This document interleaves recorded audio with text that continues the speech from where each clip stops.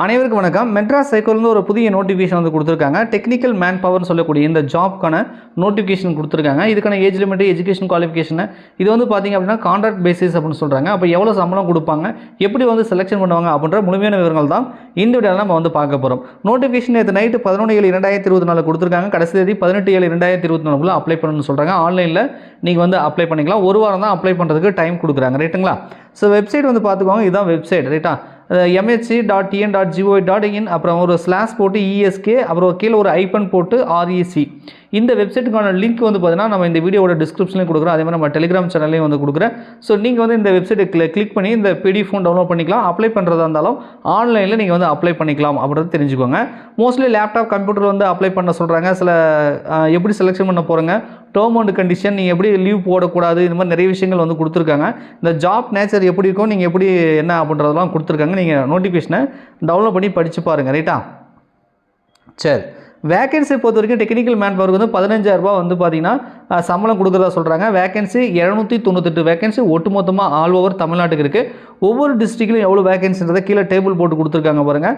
அரியலூரில் 6, செங்கல்பட்டில் 9, சென்னையில் 17, கோயம்புத்தூரில் 14, கடலூரில் 11 சொல்லி தருமபுரியில் 8, திண்டுக்கல்னு கொடுத்துருக்காங்க. இதே மாதிரி பார்த்திங்க அப்படின்னா 39 இதுக்குமே கொடுத்துருக்காங்க. ரைட்டாக 38 டிஸ்ட்ரிக்ட் இருக்குது. அப்புறமா புதுச்சேரி இருக்குது இல்லையா? ஸோ அதுக்குமே ஒரு 3 வேகன்சி இருக்குது. ஒட்டுமொத்தமாக 298 வேகன்சி வந்து கொடுத்துருக்காங்க. ஏஜ் லிமிட்டை பொறுத்த வரைக்கும் பார்த்தீங்கன்னா 10/7/2024 அடிப்படையில் இதான் கட் ஆஃப் டேட்டு. ஸோ 35 வயசுக்கு மேலே இருக்கக்கூடாது, அதுக்குள்ளே இருக்கணுன்றாங்க. எஜுகேஷன் குவாலிஃபிகேஷனை பொறுத்த வரைக்கும் டிகிரி, அதுவும் குறிப்பாக இவங்க சொல்லக்கூடிய டிகிரி தான் படிச்சிருக்கணும். ஏன்னா கம்ப்யூட்டர் ஒர்க்கு, சேவை ஆன்லைனில் ஒர்க்குன்றதுனால BSc computer science, BSc IT, BCA, BE computer science, BTech, MCA, MSc computer science, ME computer science, MTech, MSc IT இது போன்ற கம்ப்யூட்டர் ஓரியன்டாக நீங்கள் UG டிகிரி அல்லது PG டிகிரி முடிச்சிருந்தால் தாராளமாக அப்ளை பண்ணலாம். மற்ற டிகிரி முடித்தவங்க இதுக்கு அப்ளை பண்ண முடியாது, அதை தெரிஞ்சுக்கோங்க. எக்ஸாமினேஷன் ஃபீஸ் எதுவும் கிடையாது, ஃப்ரீ தான். ரைட்டா? ஸோ அதனால் நீங்கள் தாராளமாக அப்ளை பண்ணலாம். எக்ஸாமினேஷன் எந்த ஒரு ஃபீஸும் கிடையாது.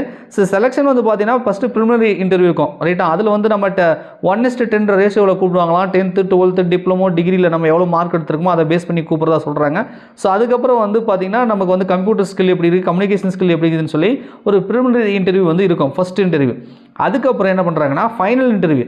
இந்த 1:10 கூப்பிட்டு ஃபில்டர் பண்ணி அதுக்கப்புறம் 1:3 ரேஷியோவில் மெயின் இன்டர்வியூ இருக்குன்றாங்க, ஃபைனல் இன்டர்வியூ. இதை பொறுத்து தான் பார்த்தீங்கன்னா ப்ரிலிமினரி இன்டர்வியூ, மெயின் இன்டர்வியூ ரெண்டும் சேர்த்து மார்க் அலாட் பண்ணி அது பேஸ்டாக தான் உங்களை வந்து செலெக்ஷன் பண்ணுறதா சொல்கிறாங்க. இந்த ஃபைனல் இன்டர்வியூ வந்து எங்கே நடக்கும்ன்றதை பின்னாடி சொல்கிறதா சொல்கிறாங்க. ப்ரிலிமினரி இன்டர்வியூ பொறுத்த வரைக்கும் அந்தந்த டிஸ்ட்ரிக்டில் முதன்மை நீதிமன்றத்தில் நடக்கும் அப்படின்றத கொடுத்துருக்காங்க. ஸோ எக்ஸாம் சென்டர் இங்கே பார்த்தீங்கன்னா மென்ஷன் பண்ணியிருப்பாங்க, நீங்கள் வந்து செக் பண்ணிக்கோங்க. ஸோ வெப்சைட் வந்து செக் பண்ண சொல்கிறாங்க. உங்களுக்கு எந்த ஒரு தகவல் வேணும் என்றாலும் இந்த வெப்சைட்டில் வந்து நீங்கள் செக் பண்ணிக்கோங்க அப்படின்றத சொல்கிறாங்க. பப்ளிகேஷன் ஆஃப் ரிசல்ட் வந்து மெரிட் பேஸ்டாக வந்து நாங்கள் கொடுப்போம் அப்படின்றத சொல்கிறாங்க. ஸோ இதுக்கான place of posting the selected candidate will be posted e-Seva Kendra in district. நீங்கள் எந்த டிஸ்ட்ரிக்ட் வந்து அப்ளை பண்ணியிருக்கீங்களோ அந்த டிஸ்ட்ரிக்ட் வந்து உங்களுக்கு வந்து ஒர்க் பண்ணுற மாதிரி இருக்கும் அப்படின்றத கொடுத்துருக்காங்கப்பா. ஸோ ரொம்ப சிம்பிளாக தான் கொடுத்துருக்காங்க. பட் இது நிரந்தரமான ஒரு அரசு பணி கிடையாது, ஒரு கான்ட்ராக்ட் பேசிஸ் தான். பட் எவ்வளோ நாளைக்கு ஒர்க் பண்ணுற மாதிரி இருக்குன்னு நமக்கு தெரியாது. மேக்ஸிமம் இது வந்து டெம்பரரியாகவே ரொம்ப நாளைக்கு ஒர்க் பண்ணுற மாதிரி இருக்கும். ஏன்னா அது வந்து நிரந்தர போஸ்ட்லாம் அவர் சீக்கிரத்துக்கு வந்து கோர்ட்டில் ஃபில் பண்ண மாட்டாங்க.